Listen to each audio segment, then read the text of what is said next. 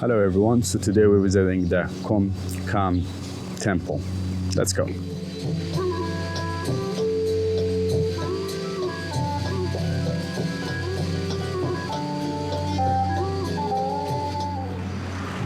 Apparently it's been renovated. So the reason why I came here, because this used to be the capital before Chiang Mai. But you know, as I read a little bit, they had to move it because this place gets flooded regularly, and therefore they needed to find a place, and they moved it to Chiang Mai. I think this is the ground, either a temple, not quite sure, but these surely are 4 columns. And looking at the photos, you know, there's some sort of a build-up temple. I'm not quite sure if they have moved it or not. You can see on the sides, it's being guarded by that really mystical creatures. There's more to it, so I need just to ask around what to see. So after I lost hope in exploring this place, you know, because Google Maps is only take you to the temple, the first thing we've seen. So after that, there's no way for you to know where the place is, because apparently it's like all around and there's a lot of ruins. So either you need to get, I think I've seen these horses carriages, I guess that's what they are for, you know, so they can take you around. But I found this by luck because I was trying to exit and go back to the old city. So I guess we are in luck. So I think this is the altar. But apparently what's left of this old place is these altars and temples. Now it started to look more interesting. Now I could see the significance of it.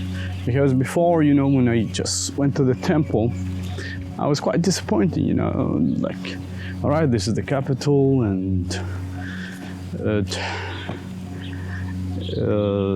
didn't strike me like a massive place as a capital. You know, when you talk about the capital, same thing when you think of the old city. But I think they use the same material for the exterior of the city. The one is the walls, what's remain of it. So this entire, so it's like a miniature, but it's on a wider scale. So I'm not quite sure. Maybe it's the same dimensions, because everything is scattered all around, you know, and there's a lot of development happening around. Yes, so this is the infamous photo that I've seen on the internet, and that's what brought me here, this site. And it really took me a while to find it.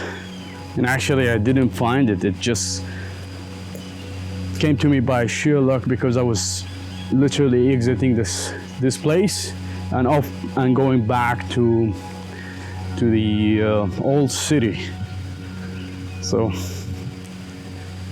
here we are again, exploring, and that's sometimes what I like, you know. I just leave things to chance, because I've asked the locals and everybody was giving me different kind of direction. I end up like, you know, cycling for almost 1 kilometer in the other direction, and still I was led nowhere.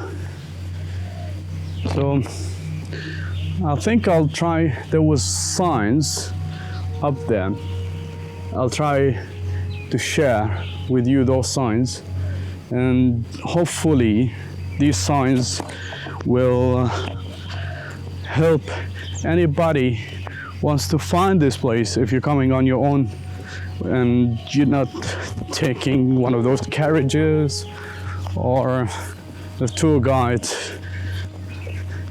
because I'm not sure, you know, or I haven't digged that enough. I'm not sure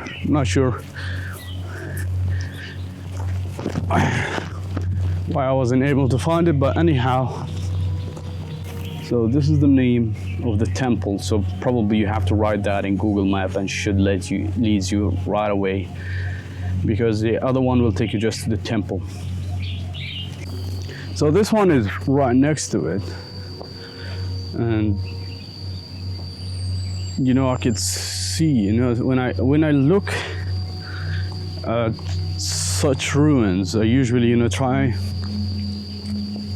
to understand how it used to look like, try to picture, you know, there would be like walls, people moving around. This is, you know, apparently this used to be like a one unit from a look at it. So what do we have here? Artifacts. So I think maybe this whole thing used to be like one big temple, with that being the main entrance, I guess. This is the wall all around it. So this is the first thing you get to see. And I can see from the plastering on the side, it's like this ribbon. You can see I'm sure there was a lot of ornament or painted, and here maybe probably, you know, they had like two big statues, as the same with others. I'm not quite sure if there's out there where you could find some sort of a 3D, you know, that shows you, or at least, you know, how they imagine how it looked. So this place gets flooded frequently, apparently. So I can see the highlands. So this been dug out. Most probably it's been dug out, because if this place gets flooded, it means with time, after this place was abandoned, it got, you know, the mud was carried, and just with every flood, it was covering layer by layer, inch by inch, until the whole place was submerged under the mud. So again, all of this is guessing. I haven't read much about this place, as usual. I mean, there's so many things to discover around here, and sometimes I'm sort of like, I like to visit and make my own assumptions, and afterwards, if I'm really interested, I'll just go and read about it, and to see if my assumptions, you know, my assumption matches what I have thought of. And that way makes me quite active for my own conclusion of the place, and to see if that matches what I read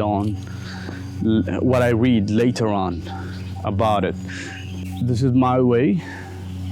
I'm sure there are others, you know, who come more prepared with, you know, facts, dates and stuff. But for me, I guess it's a different style of traveling, and there's nothing wrong with any of those. We all have our own style of exploring. At the end, I'm trying to project my own experience, my own reflection of what I see, and sometimes I might give wrong information, and sometimes I might give correct assumptions or information. But at the end of the day, what I want to convey here is the way I see things and the way I think about things. All right, let's carry on.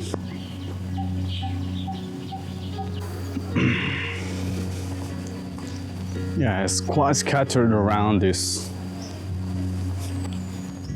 temples all around, and I've seen like Chinese minibus.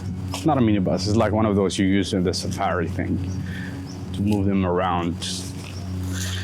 Which is, I think, the carriages and stuff. That's why I came about it probably because they have an information center. So maybe there, if you go there first, maybe it will be much better.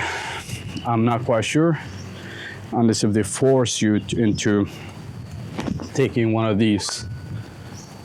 Unless if they force you to take one of these. Thing is, I'm discovering things as I'm passing around with my bicycle. So this thing is quite impressive. It's quite interesting. And I truly like these mystical creatures on the side. It shows, for me,